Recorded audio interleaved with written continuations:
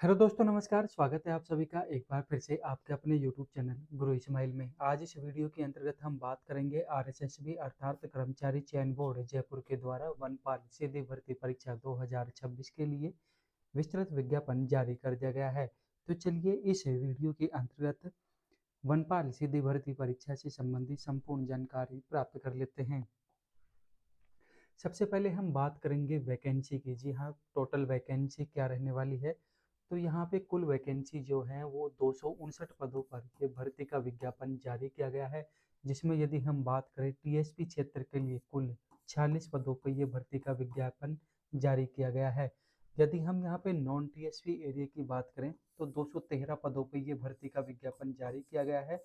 इच्छुक और योग्य अभ्यर्थी इसके लिए ऑनलाइन आवेदन कर सकते हैं। पदों का वर्गीकरण जो है वह SC, ST, OBC, EWC, EWS, MBC विस्तृत विज्ञापन जो है वहां से प्राप्त किया जा सकता है। विस्तृत विज्ञापन आप हमारे व्हाट्सएप और टेलीग्राम चैनल से प्राप्त कर सकते हैं, जिसकी डायरेक्ट लिंक आपको नीचे डिस्क्रिप्शन बॉक्स में प्रदान कर दी जाएगी।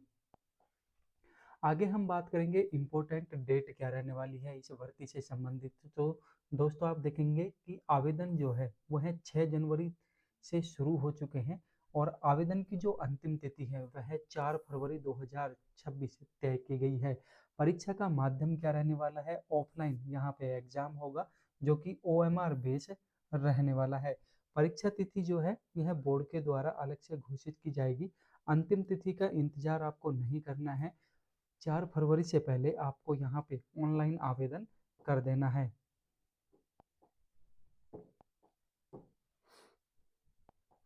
आगे चलते हैं शैक्षणिक योग्यताएं। एजुकेशन क्वालिफिकेशन की यदि हम बात करें तो अभ्यर्थी को 10+2 सीनियर सेकेंडरी पर परीक्षा उत्तीर्ण होना चाहिए। वह फिर किसी भी मान्यता प्राप्त बोर्ड से हो सकता है, फिर वो चाहे आरबीएससी ही क्यों ना हो या फिर सीबीएसई, किसी भी मान्यता प्राप्त बोर्ड से उसका उत्तीर्ण होना अनिवार्य है।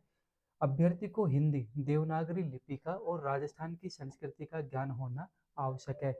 इसी के साथ में मोस्ट इम्पोर्टेंट सीईटी, जी हाँ, अभ्यर्थी को सीईटी परीक्षा उत्तीर्ण होना अनिवार्य है, जो कि सीनियर सेकेंडरी लेवल की होनी चाहिए। अंतिम परीक्षा जो हुई थी 2024 में, उसके स्कोर कार्ड जो है आपको यहाँ पे अटैच करना होगा। और जो ये परीक्षा का रिजल्ट है वो 17 फरवरी 2025 को जारी किया गया था। तो आपको यहाँ पे सीईटी जो कि सीनियर सेकेंडरी लेवल की है वह पास उत्तीर्ण होना अनिवार्य है। आगे चलेंगे, एज लिमिट की हम बात करेंगे तो 1 जनवरी 2027 को इसकी आधार रेखा तय की गई है। आयु की गणना के लिए न्यूनतम आयु की यदि हम बात करें तो 18 वर्ष तय की गई है और अधिकतम आयु की यदि हम बात करें तो 40 वर्ष जो है वह तय की गई है। आरक्षित वर्ग को नियमानुसार आयु सीमा में छूट प्रदान की जाएगी। बोनस देखिए, यहाँ पे आप देखेंगे कि विशेष छूट क्या रहने वाली है। विगत 3 वर्षों में भर्ती नहीं होने के कारण सभी आवेदकों को अधिकतम आयु में 3 वर्ष की अतिरिक्त छूट प्रदान की जाएगी।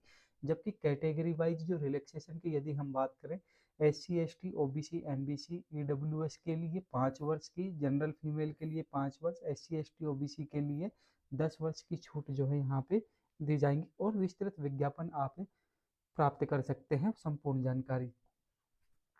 शारीरिक मापदंड की यदि हम बात करें तो देखिए, शारीरिक मापदंड के रूप में पुरुष की जो ऊंचाई है वह 163 सेंटीमीटर होनी चाहिए। उसका सीना जो है न्यूनतम 84 सेंटीमीटर होना चाहिए और 5 सेंटीमीटर का जो है वहाँ पे फुलाव देखा जाएगा। महिला अभ्यर्थी की यदि ऊंचाई की बात करें, उनकी हाइट 150 सेंटीमीटर होनी चाहिए। सीना जो है वो 79 से 84 होना चाहिए। यह प्रथम बार देखा गया है कि वनपाल में महिलाओं का सीना भी यहाँ पे नापा जाएगा। पैदल चाल की यदि हम बात करें तो यहाँ पे 4 घंटे का समय दिया जाएगा।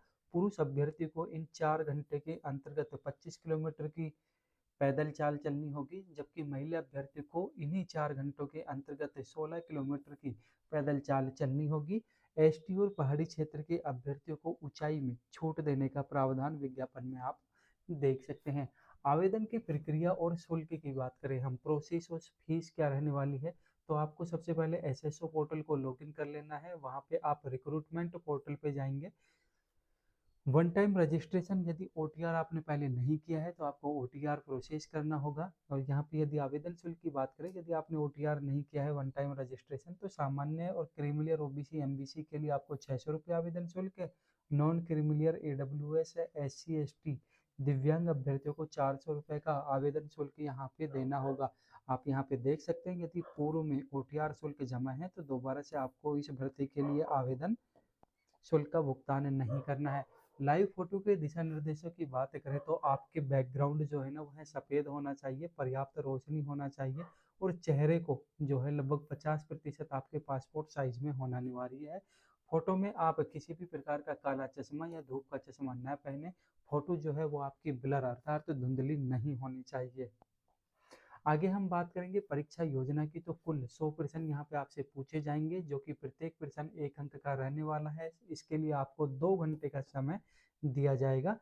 और यह परीक्षा का जो स्तर रहेगा यह सीनियर सेकेंडरी 12th बेस का रहने वाला है। नेगेटिव मार्किंग यहाँ पे रहेगी 1/3 अंक, प्रत्येक गलत उत्तर पर आपके यहाँ पे काटे जाएंगे। आपको 5 ऑप्शन मिलेंगे, इसका भी आपको ध्यान रखना है।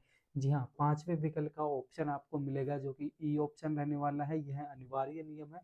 प्रत्येक प्रश्न में 5 विकल्प होंगे। उत्तर नहीं देना है तो ऑप्शन ए का उपयोग आपको यहाँ पे करना होगा। यदि आप 10% से ज़्यादा, जैसे यहाँ पे 100 प्रश्न आ रहे हैं और आप 11 प्रश्न बिना अटेम्प्ट किए छोड़कर आ जाते हैं, तो आप इस परीक्षा में अयोग्य घोषित कर दिए जाएंगे। पेनल्टी, गोला खाली छोड़ने पर एक तिहाई अंक जो है ना वह कटौती की जाएगी। और यदि 10% से अधिक प्रश्नों में कोई गोला नहीं भरा तो अभ्यर्थी को अयोग्य डिस्क्वालीफाई कर दिया जाएगा। जैसा कि हमने बताया, आपकी इस परीक्षा में 100 प्रश्न जो है वो पूछे जाएंगे। यदि आप यहाँ पे 10% से ज़्यादा अर्थात 11 प्रश्न छोड़ देते हैं बिना कोई ऑप्शन भरे तो आपको डिस्क्वालीफाई कर दिया जाएगा।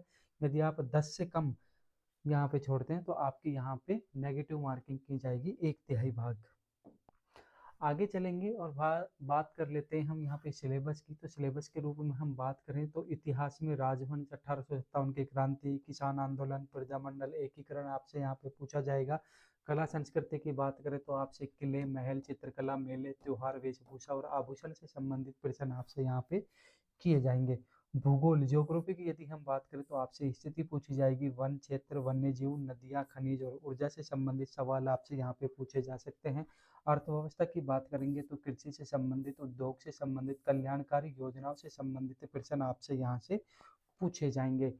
अब हम बात करेंगे दैनिक विज्ञान, गणित व समसामयिक घटनाओं की। यदि हम बात करें दैनिक विज्ञान की तो आहार, पोषण, मानव शरीर, अनुवांशिकी, धातु अधातु, प्रकाश के नियम, अंतरिक्ष प्रौद्योगिकी से संबंधित सवाल। गणित की हम बात करें तो 10वीं 12वीं स्तर की होगी। यहाँ पे संख्या पद्धति, औसत, लाभ हानि, ब्याज अनुपात, समय दूरी और क्षेत्रमिति के सवाल आपसे पूछे जाएंगे। समसामयिक घटनाओं में बात करें तो राज्य और राष्ट्रीय स्तर के प्रमुख मुद्दे, खेलकूद और चर्चित व्यक्तियों से संबंधित प्रश्न आपसे पूछे जाएंगे। विस्तृत सिलेबस जो है आप विस्तृत विज्ञापन से प्राप्त कर सकते हैं।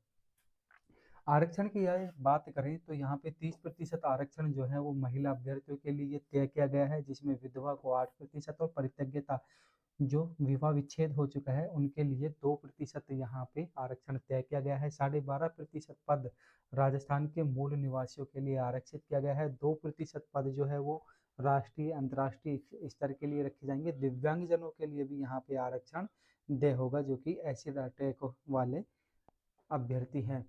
अयोग्यता की चेतावनी आप यहाँ पे देख लीजिए। यदि आपके 1/6/2002 के बाद 2 से अधिक संतान हैं तो आपकी नियुक्ति नहीं होगी। वेरिफिकेशन में गलत सूचना या फर्जी दस्तावेज होने पर आप पर कार्यवाही की जा सकती है। नकल करने में 3 से 10 साल तक की जेल और 10 लाख से 10 करोड़ रुपए तक का जुर्माना आप पर किया जा सकता है। अतः आपको इन चीज़ों से यहाँ पे बचना होगा। सहायता व संपर्क के लिए आप फॉरेस्ट डिपार्टमेंट से संबंधित वेबसाइट, आप यहाँ पे ऑफिशियल वेबसाइट जो है आरएसएसबी की वो देख सकते हैं, rssb.rajasthan.government.in। पोर्टल आपको ऑनलाइन आवेदन करने के लिए sso.rajasthan.government.in से कर सकते हैं। इनके हेल्प डेस्क नंबर आप यहाँ से देख सकते हैं, हेल्पलाइन नंबर। लेटेस्ट अपडेट के लिए आप हमारे डिस्क्रिप्शन बॉक्स में दिए व्हाट्सएप व टेलीग्राम चैनल को ज्वाइन कर सकते हैं, फॉलो कर सकते हैं। ऐसी ही नवीनतम अपडेट के लिए आप हमारे यूट्यूब चैनल को भी सब्सक्राइब अवश्य कर लीजिए। आवेदन की हार्ड कॉपी जो है अपने पास में सुरक्षित अवश्य रखें। मिलते हैं दोस्तों एक और नवीन नोटिफिकेशन के साथ में, तब तक के लिए जय हिंद जय भारत।